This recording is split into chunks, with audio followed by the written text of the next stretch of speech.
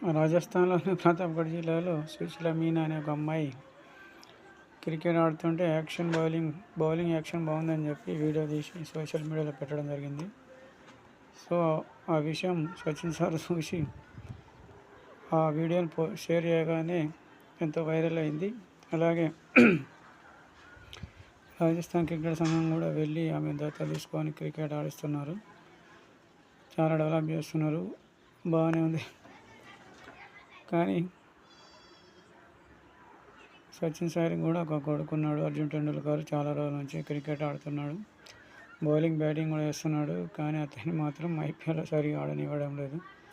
మరి ఈ విషయం క్రికెట్ సంఘం వాళ్ళు కానీ మరి మీడియా కానీ అర్జున్ టెండూల్కర్ గురించి ఎందుకు వైరల్ చేయడం లేదు? మరి మనమంతా భారతదేశంలో క్రికెట్ అంటేనే సచిన్ సార్ని క్రికెట్ గాడ్ అని గౌరవిస్తాము. మరి క్రికెట్ గాడ్ యొక్క కొడుకును ఎందుకు డెవలప్ చేయడం లేదు? ఎందుకు అతన్ని క్రికెట్ సరిగా ఆడనివ్వడం లేదు?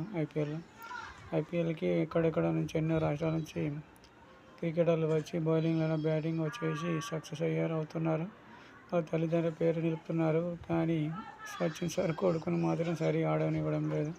సచిన్ సార్ కూడా ఉంటుంది కూడా తన కొడుకు సక్సెస్ అవ్వాలి, ఏదో ఒక దాంట్లో రాణించాలని ఉంటుంది. మరి క్రికెట్ వాళ్ళు ఎందుకు పట్టించుకోవడం లేదు? అలాగే క్రికెట్ యొక్క ముంబై ఇండియన్స్ టీం యొక్క కెప్టెన్ కానీ మరియు ఆ టీం యొక్క ఓనర్ కానీ అర్జున్ టెండూల్కర్ని ఈ సంవత్సరం అన్ని మ్యాచ్లు ఆడనిస్తే బాగుంటుంది, ఏదో ఒక దాంట్లో రాణిస్తాడు.